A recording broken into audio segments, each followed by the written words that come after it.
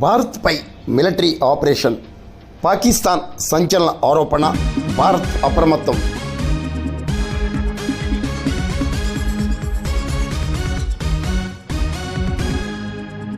భారతదేశంపై పూర్తిస్థాయి military operation చేపట్టినట్లు పాకిస్తాన్ ప్రకటించింది. నేటి తెల్లవారుజామున ప్రెస్ మీట్ నిర్వహించిన ఆ దేశ డైరెక్టర్ జనరల్ అహ్మద్ షరీఫ్ భారత్పై వార్కు ఆపరేషన్ బనియన్ ఉల్ మర్సూస్ అని పేరు పెట్టినట్లు కూడా వెల్లడించారు. భారతీయులంతా అప్రమత్తంగా ఉండాలని కూడా ఇప్పటికే భారత ప్రధాని నరేంద్ర మోడీ కోరారు. పాక్ యుద్ధ ప్రకటన సంచలనాత్మకం కావడంతో భారతదేశం అప్రమత్తమైంది.